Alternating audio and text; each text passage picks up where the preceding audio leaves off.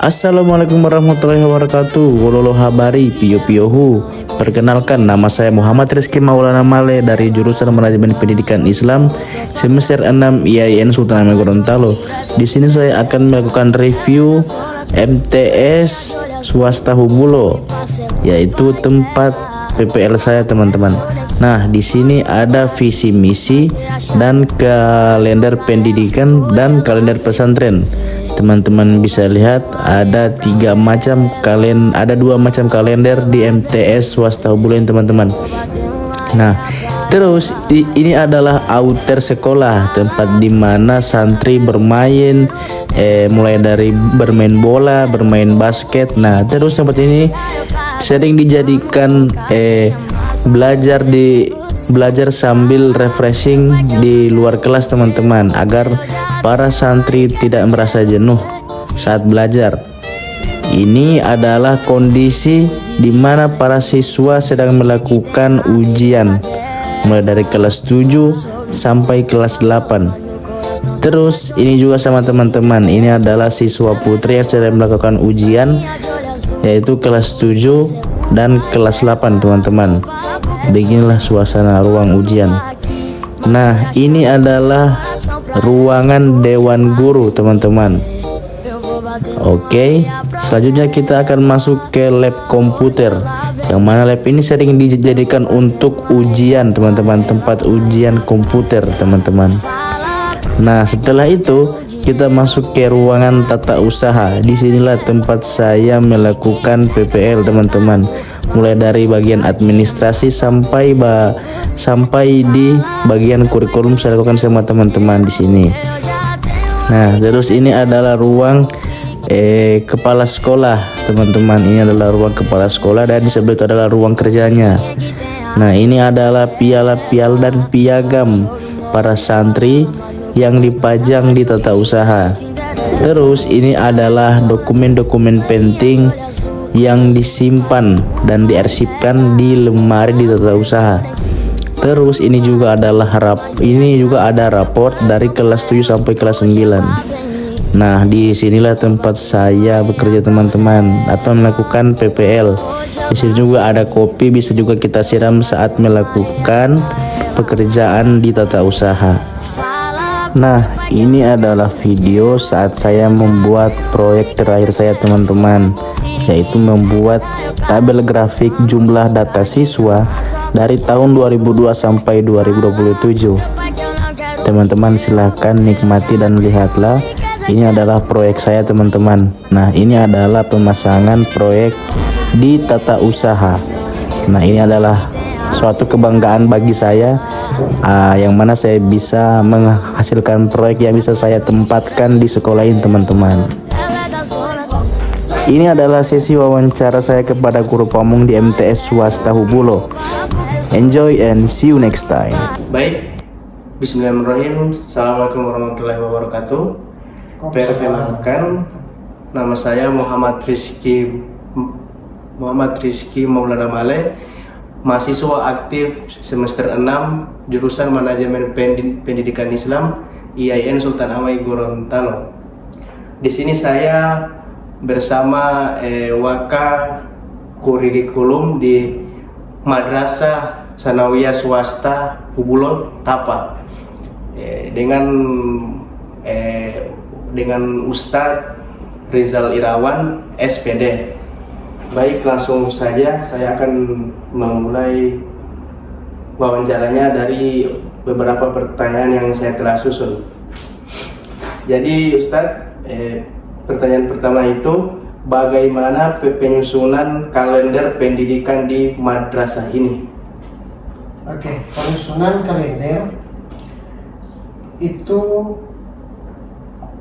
kita berdasarkan rapat musyawarah kerja tahunan, dengan memperhatikan kalender yang diberikan dari Kementerian Agama kami Gorontalo. Nah, dari situ kita akan mendapatkan program-program kerja atau kegiatan madrasah selama setahun. Kemudian kalender tersebut kita terjemahkan ke dalam bentuk kegiatan-kegiatan di madrasah. Mungkin itu Pak Yusuf.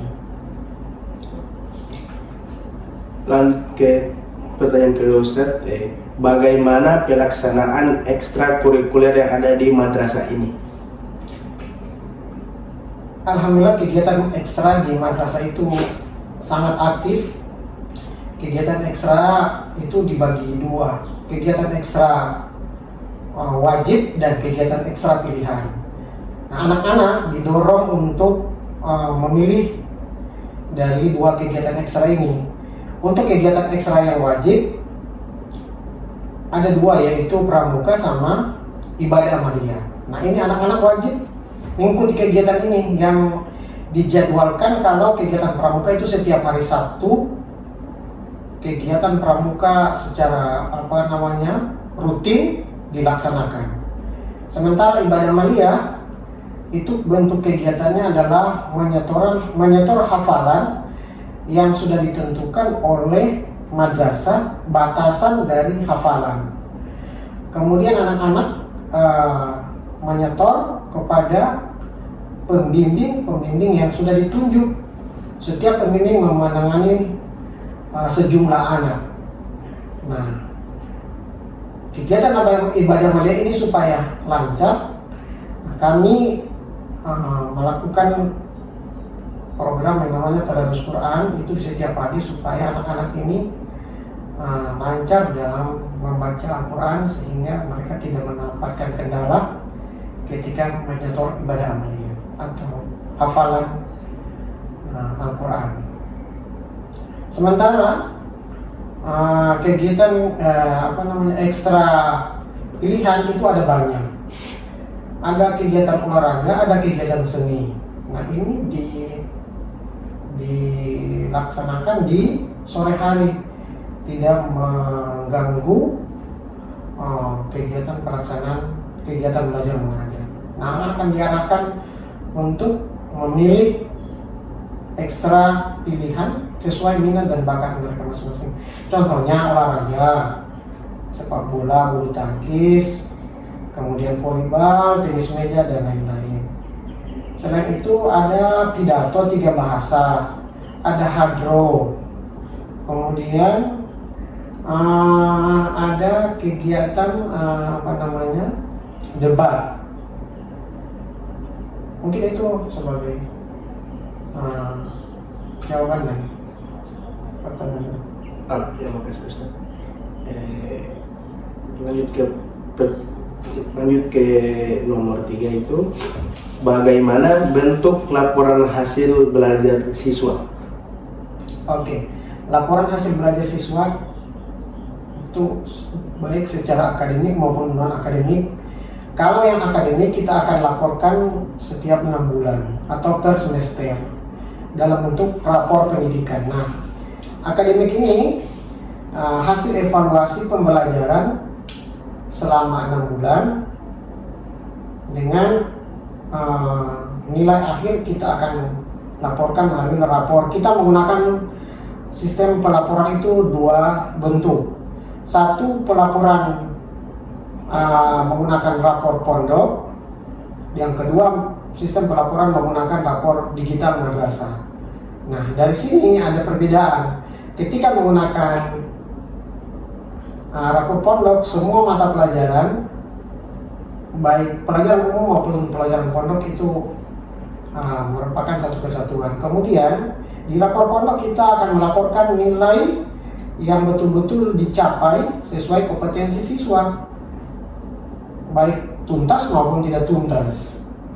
Sementara di rapor digital madrasah, anak-anak yang mempunyai nilai tidak tuntas itu kita melakukan remedial dan pengayaan. Nah, akhirnya di rapor digital madrasah itu anak-anak mempunyai nilai yang sudah tuntas dan tidak memiliki nilai yang merah. Mungkin itu untuk akademik. Sementara non akademik kita laporkan setiap mingguan. Kita punya rapat evaluasi, kita evaluasi kegiatan anak-anak non akademik di madrasah. Mungkin itu. Oke, terima kasih Ustaz. Untuk pertanyaan terakhir, bagaimana penggunaan sarana dalam proses pembelajaran di madrasah ini?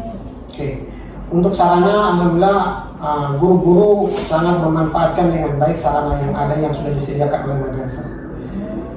Dari sisi media pembelajaran, madrasah sudah menyediakan sebanyak 14 perangkat LCD. Nah, ini bagian dari mendukung kegiatan proses mengajar di kelas dan sangat membantu untuk meningkatkan minat belajar siswa, terutama anak-anak yang mempunyai minat belajar atau cara belajar yaitu audiovisual.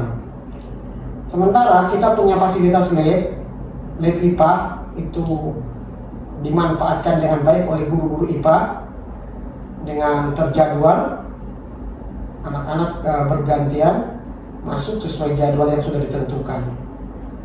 Kemudian kita juga punya labcom, laboratorium komputer, fasilitas yang lengkap, punya koneksi internet. Anak-anak juga dijadwalkan, semua guru bisa mengakses, semua anak-anak bisa mengakses laboratorium komputer. Tapi supaya lebih efektif, mereka akan dijadwalkan dengan pendampingan dari guru mata pelajaran masing-masing, sehingga anak-anak mendapatkan kemampuan atau kompetensi yang mereka ingin capai. Dan kita juga punya fasilitas perpustakaan lengkap, terdiri dari buku-buku umum dan kitab-kitab baik yang terbaru atau kitab-kitab lama itu tersedia dengan lengkap di sana. Kemudian di perpustakaan kita juga punya tempat ruang literasi. Ruang literasi itu didesain supaya bagaimana membuat anak-anak lebih nyaman, dan disediakan juga fasilitas internet di sana supaya anak-anak untuk mengakses informasi-informasi terbaru di luar sana, sehingga anak-anak tidak ketinggalan informasi. Mungkin itu bagian dari fasilitas atau sarana prasarana. Oke, baik. Maka dari itu saya sangat berterima kasih karena Ustadz Rizal telah meluangkan waktu untuk diwawancarai. Jadi itu dulu dari saya sebagai pewawancara dan Ustadz Rizal sebagai narasumber. Baik, itu dulu dari saya. Jika ada salah-salah kata mohon dimaafkan. Wassalamualaikum warahmatullahi wabarakatuh. Waalaikumsalam warahmatullahi wabarakatuh.